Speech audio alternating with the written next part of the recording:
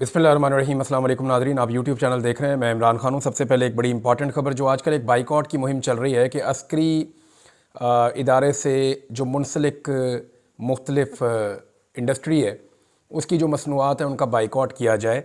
और उसमें बहुत सारी चीज़ें हैं, बड़े लंबे चौड़े नाम है। मुझे तो पहले आइडिया नहीं था कि इतनी सारी चीज़ें हैं जो माशाल्लाह से वहाँ तैयार होती हैं। मसनूआत इतनी ज़्यादा तैयार होती हैं, मुझे ये नहीं पता था, लेकिन बहुत ज़्यादा है। इसके पीछे बड़ी मेहनत लगती है और इतना तो किसी ने प्राइवेट सेक्टर में भी कभी किसी ने इतना ज़्यादा काम नहीं किया। लेकिन बड़ा ज़बरदस्त, बड़ा लंबा चौड़ा एक बिज़नेस है जो मैं देख रहा था।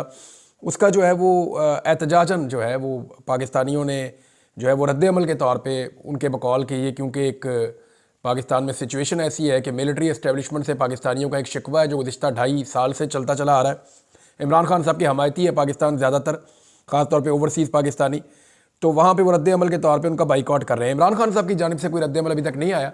मे बी उनके सामने जब ये सवाल रखा जाए तो वो उसके ऊपर कोई रद्द-ए-अमल दें या कोई उसके ऊपर बात करें, या हो सकता है कि उनकी अपनी जो एक सिविल नाफरमानी की तहरीक चल रही है ये उसका एक हिस्सा फ्यूचर में बने, या हो सकता है ना बने, या इमरान खान साहब एक डिफरेंट रद्द-ए-अमल दें। मुमकिन है वो ये कहें कि इससे कोई फ़र्क नहीं पड़ता, या मुमकिन है कि वो ये कहें कि ये करना चाहिए, या मुमकिन है कि वो ये भी कह दें कि इसको ना किया जाए। ये डिपेंड्स ऑन द सिचुएशन। ये इमरान खान साहब क्या कहते हैं इसके बारे में आप कुछ नहीं कह सकते। लेकिन मेरे पास खबर आई नवाज शरीफ साहब के हवाले से, ये बहुत इंपॉर्टेंट है। देखिए, बहुत सारे लोग इसके बारे में बात कर रहे हैं, सहाफ़ी इसके बारे में बात कर रहे हैं जो एस्टेब्लिशमेंट के करीब हैं, जो लोग एस्टेब्लिशमेट के बिहाफ पे आकर धमकियाँ देते हैं वो लोग इसके बारे में बात कर रहे हैं। और उनकी बेचैनी ये बता रही है कि इसका इम्पैक्ट है।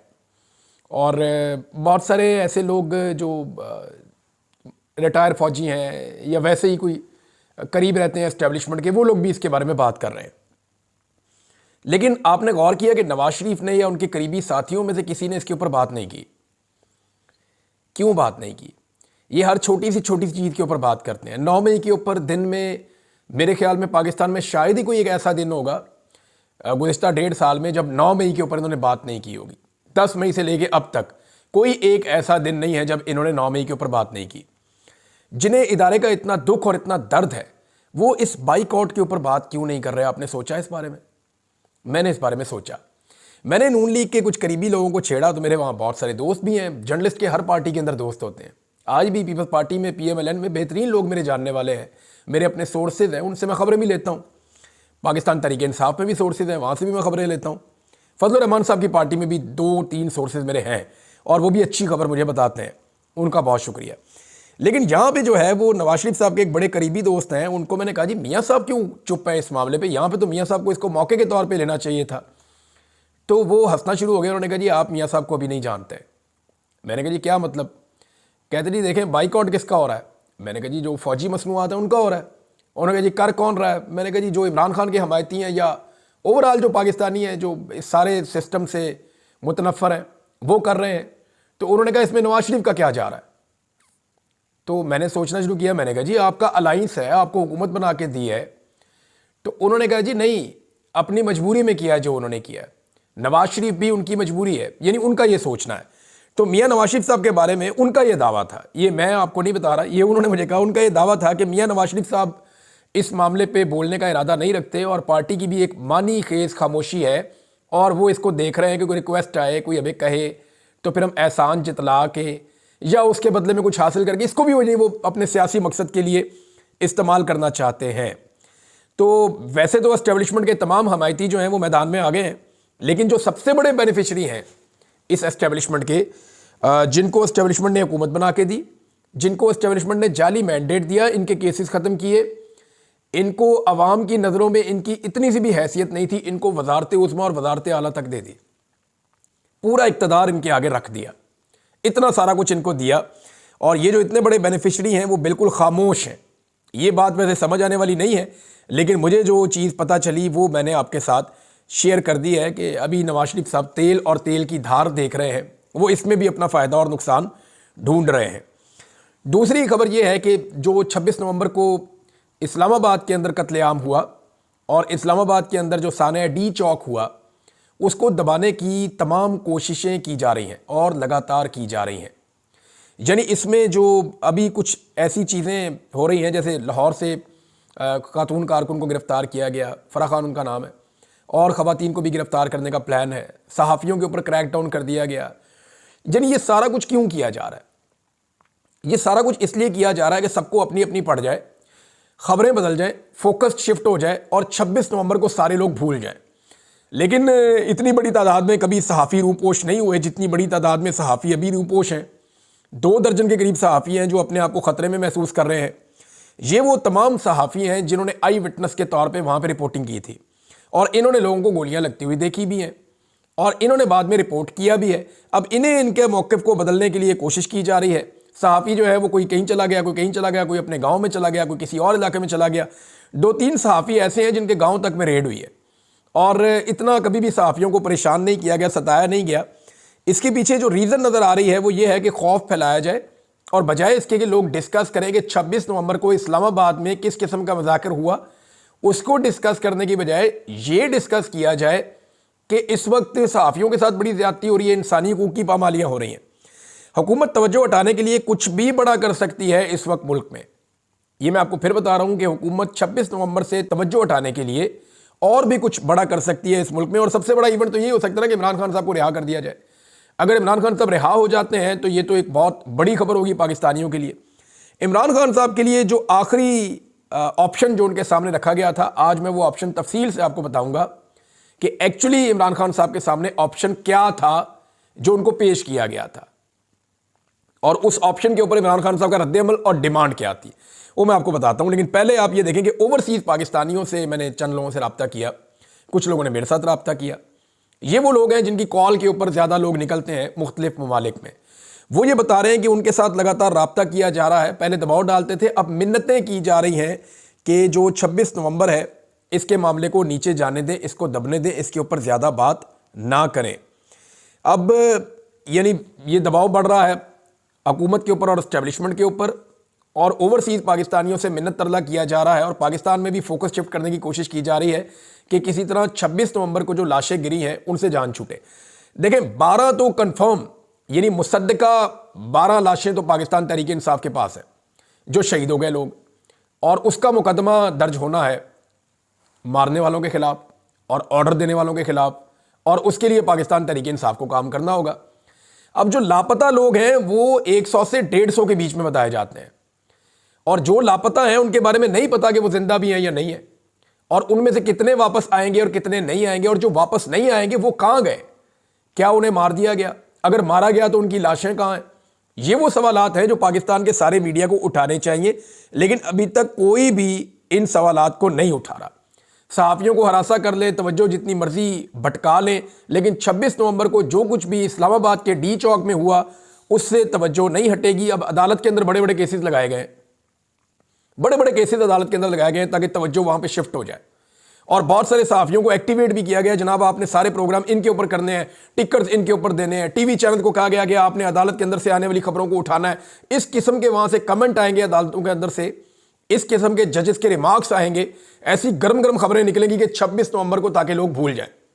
लेकिन 26 नवंबर के ऊपर पाकिस्तान तहरीक इंसाफ ने जो सवाल उठाया हुआ ना, उसने सबका जीना हराम किया हुआ है कि गोली क्यों चलाई। अब गोली क्यों चलाई जो है ना किसी के पास इसका जवाब है और ना इस सवाल को कोई फेस कर पा रहा है और यही सवाल जो है वो इस वक्त मुसीबत बना हुआ है। एक चीज़ नाज़रीन इसके अंदर और है, जो डील जिसका मैं जिक्र कर रहा था, जो इमरान खान साहब को ऑफर की गई।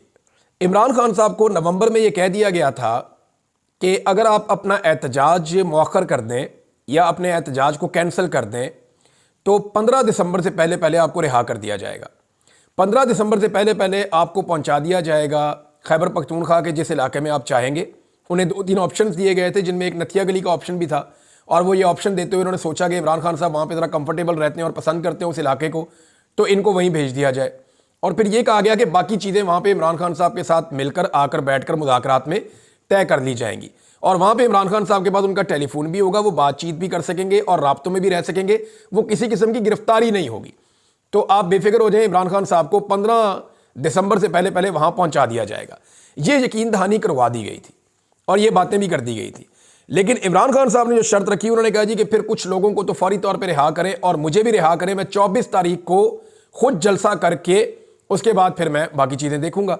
लेकिन जो 2 चीज़ें इमरान खान साहब को कही गई जहाँ पे मामला फंस गया था, एक ये है कि इमरान खान साहब को कहा गया कि जनाब आप मैंडेट तो अपना भूल जाएं, वो आपको नहीं मिल रहा।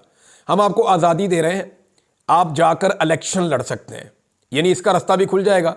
आप आज़ाद हो जाएं जाकर अपना इलेक्शन लड़े, इलेक्शन लड़कर आप कौमी असम्बली में आए और कौमी असम्बली में आकर आप अपोजिशन लीडर के तौर पर अपना रोल प्ले करें और फिलहाल आप मैंडेट की वापसी भूल जाएं। हो सकता है कि मिड टर्म इलेक्शन पाकिस्तान में करवा दिए जाएं, लेकिन अभी आप इस सेटअप को चलने देंगे, इसके अंदर आप रुकावट नहीं डालेंगे। ये सारी चीज़ें इमरान खान साहब के सामने रखी गई, जिन पे इमरान खान साहब ने फिर अपनी एहतजाज की कॉल को वापस लेने से इनकार कर दिया। मैं आपको फिर बता रहा हूं कि इमरान खान साहब को कहा गया था कि 15 दिसंबर से पहले पहले आपको खैबर पख्तूनख्वा पहुंचा दिया जाएगा। आप एक जगह पे रहेंगे जरूर, लेकिन आप गिरफ्तारी के स्टेटस में नहीं होंगे। आप जिससे मर्जी मुलाकातें करेंगे, जिससे मर्जी टेलीफोन पे बात करेंगे, आप फ्री होंगे और आपके साथ मुज़ाकरात भी किए जाएंगे फ्यूचर के हवाले से, मामलात आपके साथ तय भी हो जाएंगे।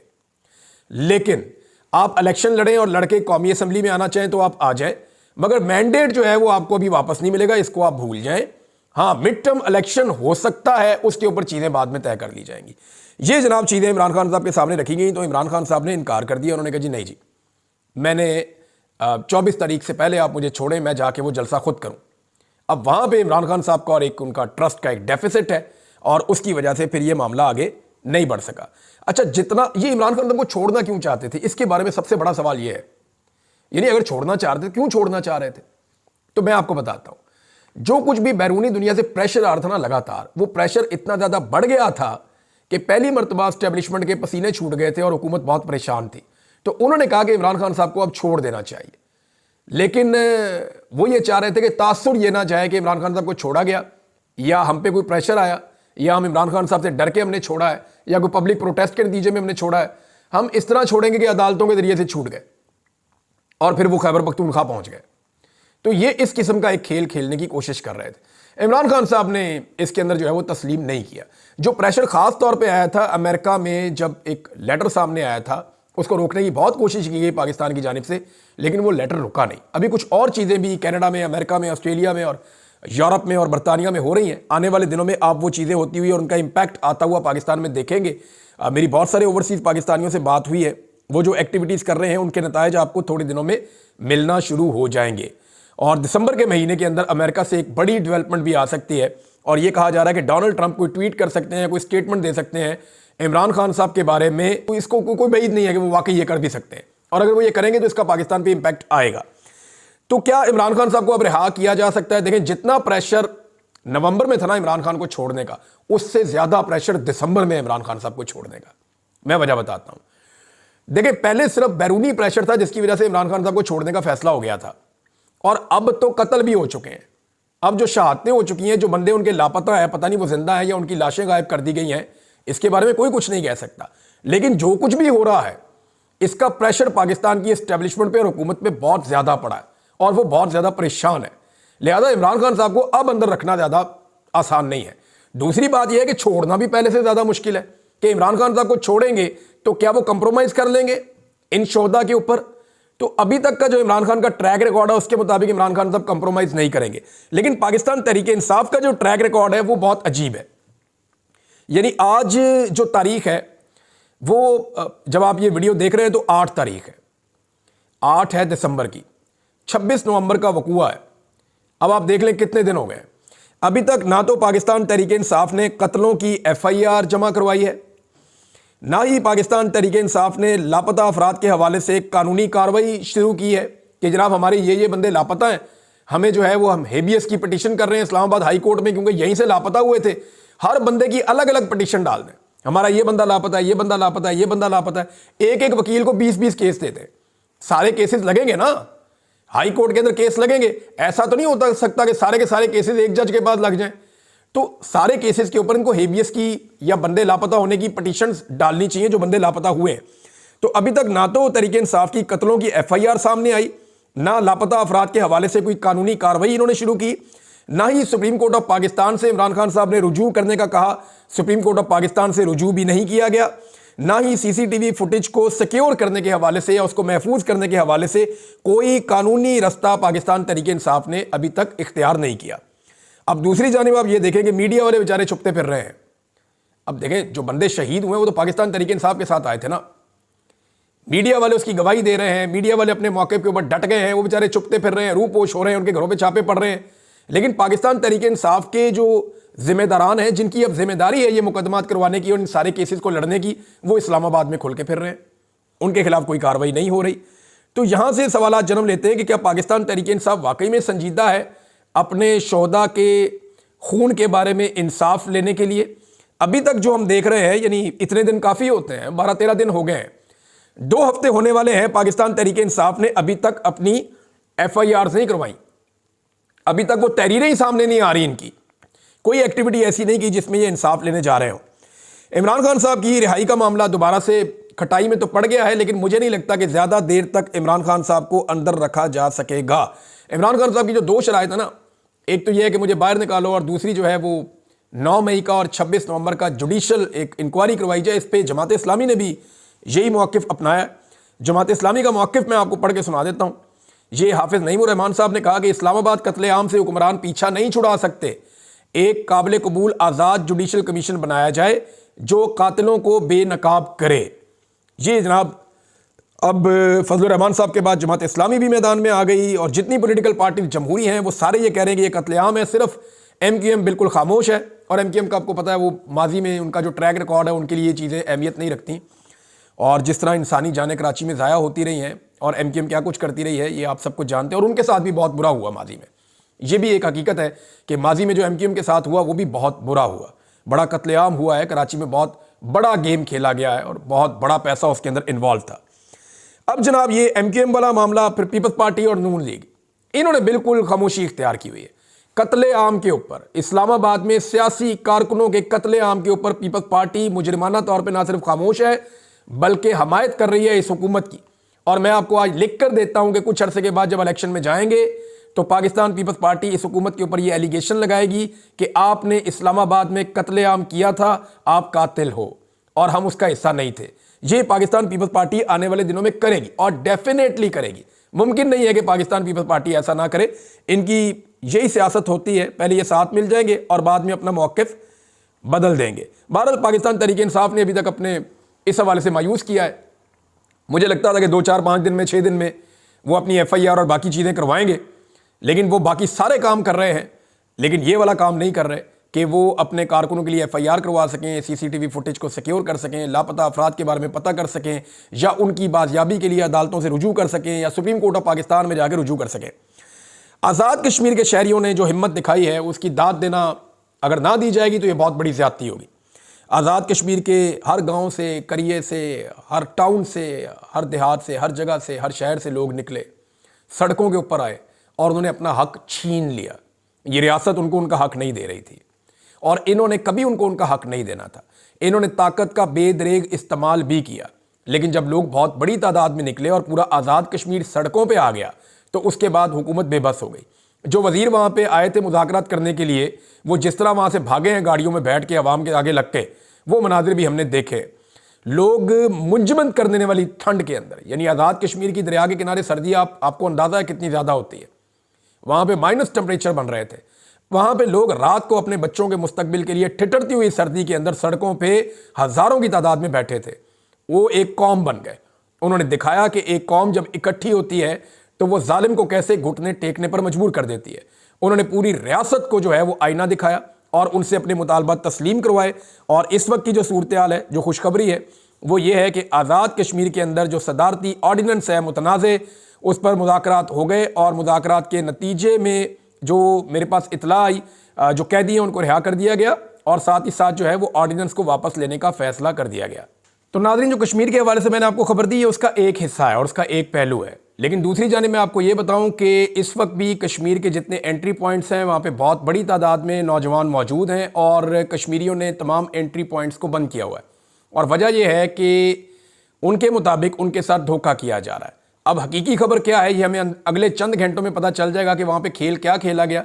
क्या वाकई कैदियों को रिहा करके ऑर्डिनेंस वापस ले लिया गया, और जो सब्सिडी जिसका वादा कश्मीरियों के साथ किया गया है वो वादा पूरा किया जाता है या नहीं किया जाता। ये तमाम चीज़ें हम चंद घंटों में रिपोर्ट करने के काबिल हो जाएंगे, लेकिन वहाँ पे कुछ ऐसा खेल खेला जा रहा है जिसकी बुनियाद पे कश्मीर के अवाम एतबार करने को तैयार नहीं है, और वो बदस्तूर ठिठुरती हुई ठंड के अंदर सारी रात वो सड़कों के ऊपर मौजूद रहे हैं और वहाँ पहरा देते रहे। अब देखते हैं कि आगे इस मामले का क्या बनता है। अब तक के लिए इतने, अपना ख्याल रखिएगा, अपने चैनल का भी। अल्लाह हाफ़िज़।